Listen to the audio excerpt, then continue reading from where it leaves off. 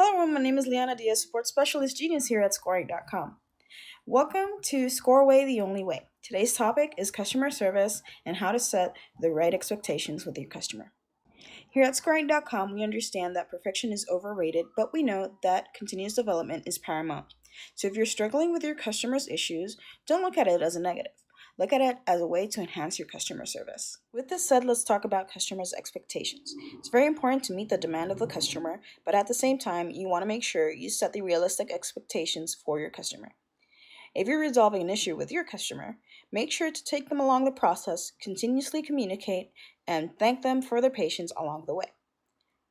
Building a strong relationship with your customer while making sure you set the right expectations can take extra time and effort, but is rewarded by customer loyalty and a positive word of mouth. All right, so moving on, when what we want to do when setting our customers' expectations is value our customers' trust.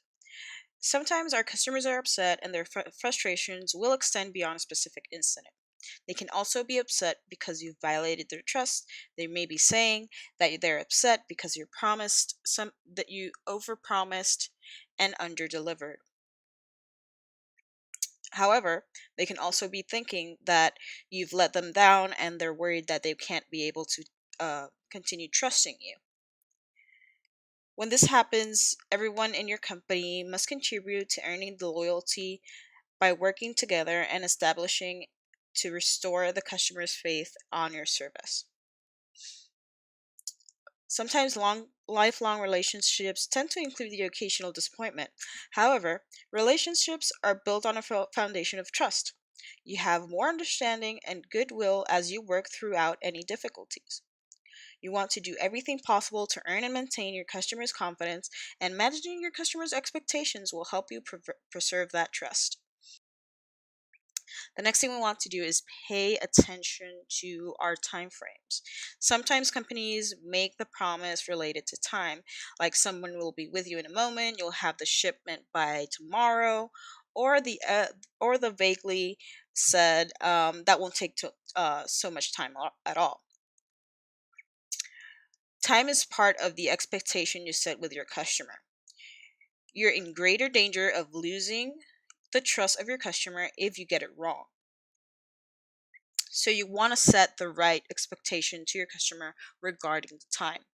For example, if we have a customer that wants us to call them back, we're going to set the expectations of someone will be with you in 2 hours or so, and try to always call them back as soon as possible in less than those 2 hours.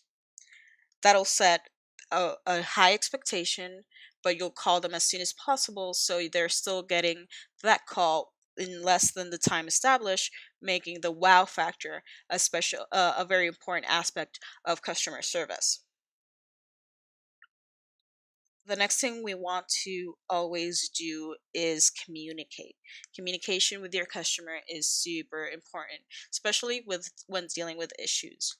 You want to communicate everything that's going on that you can communicate. Also, you want to always communicate any change in the time frame, any unexpected event. You want to have them know everything that's going on so they don't get impatient. And the last but not least, that is also very important, is pay attention to detail. That is very important.